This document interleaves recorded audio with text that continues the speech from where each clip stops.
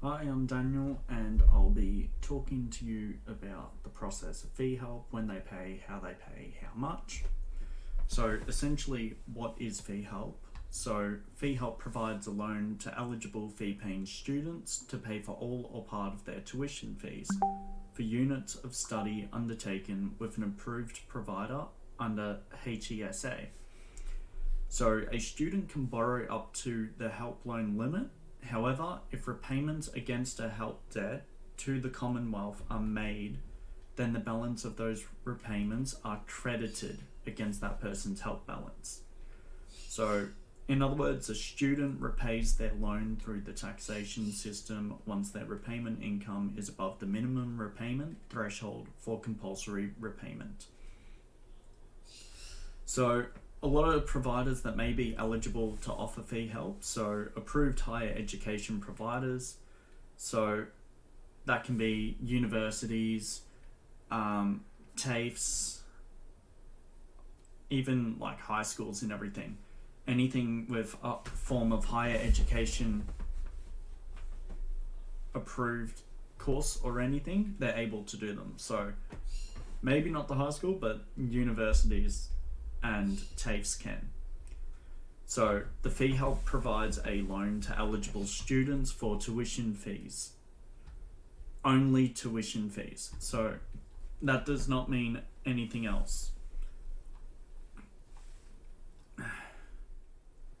So some course requirements for fee help may be the course is undertaken with an approved higher education provider, and it is an enabling course offered through a self-accredited provider, or it is an accredited course in relation to the provider. Units undertaken as part of an enabling course, a course that enables a person to meet the requirements for entry into a course of study leading to a higher education award, may also be eligible for fee help. So courses accredited as a VET course are not eligible for fee help. Some of these courses may be eligible for VET fee help or a VET student loan. Now, VET students are not covered in this document, so all this information I'm telling you, VET students are not covered in this. So a unit of study is not eligible for fee help if the minister has determined the course or the provider of the course is one for which fee help is not available. So most universities will either offer fee help or HECSTET. Now they are very similar, but they are also slightly different. So students that are studying 8 or more units of study through OUA must successfully complete at least 50% of those units to get fee help. So if they don't get at least 50%, then their fee help could be cut off. They do get warnings prior, so just keep that in mind. Okay, so in regards to available help balance, now there is a combined limit on how much students can borrow in government study and training loans. The HOPE loan limit includes all previous fee help, VET fee help, and VET student loans borrowed, as well as new HECS and HELP loans from the 1st of January 2020. So all of this has been enlisted since the 1st of January 2020. Now, every student has a unique available help balance, which replaced the fee help balance. A student's available help balance is their remaining borrowing entitlement for HECS help. Pardon me.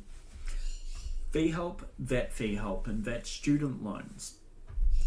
Students may access up to their available help balance for the year in which study is undertaken. Now, providers are responsible for collecting the remainder of the student's tuition fee for the unit.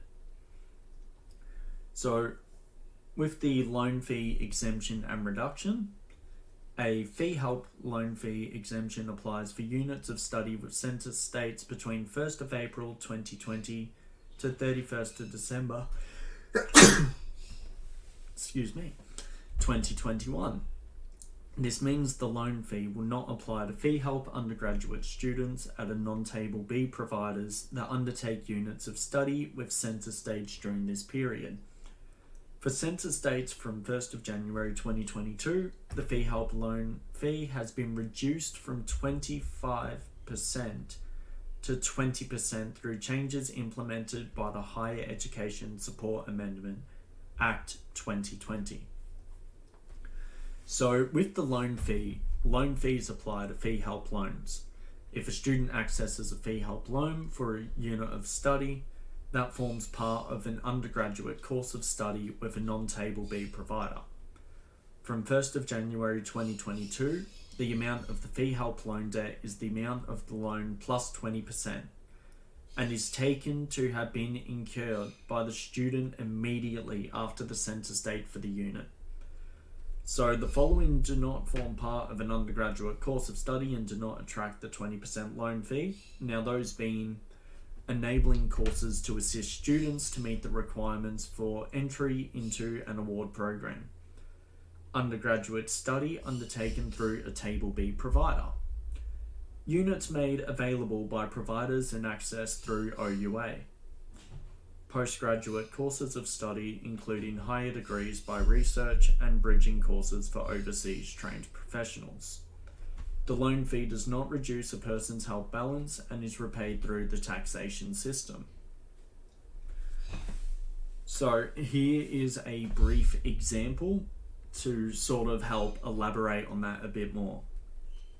So Pablo is enrolled in an eligible undergraduate course of study after 1st of January 2022 and has requested a fee help loan for the course.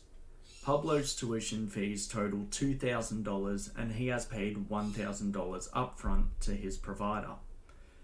The amount of Pablo's fee help loan is $1,000 and this is the amount by which his available help balance is reduced.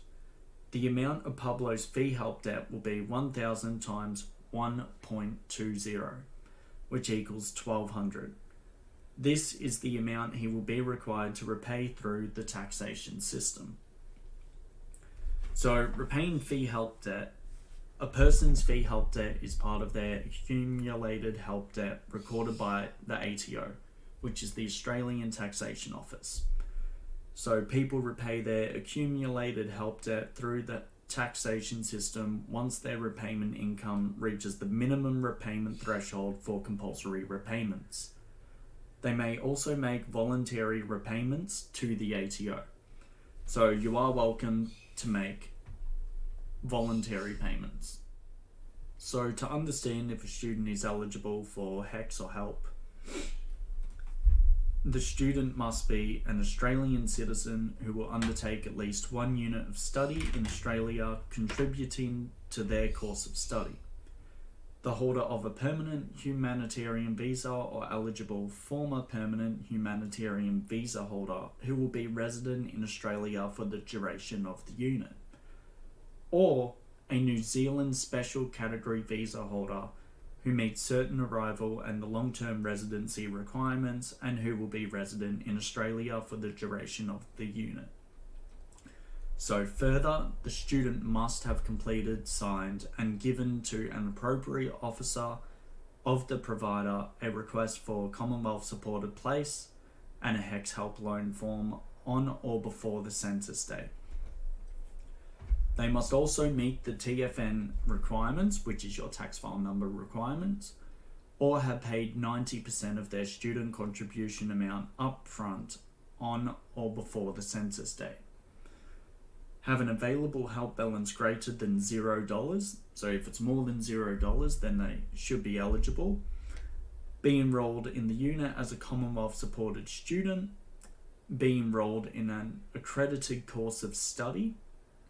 So that's generally higher education diploma, a vet diploma, Cert 4, bachelor's, all that kind of stuff. They must still be enrolled in that unit at the end of the census date. The person has a student identifier immediately before the census date. So student identifier is generally your student number, So it could be between 4 or more digits. So a student is not eligible for HECS help for a CSP and therefore also cannot receive HECS and help assistance for a unit of study if the unit forms a part of a course of study that is or will be undertaken primarily at an overseas campus. So students will need to pay 90% of their student contribution amount upfront to the provider and receive a HECS help discount, or meet the TFM requirements so their student contribution amount may be deferred through a HECS help loan if applicable.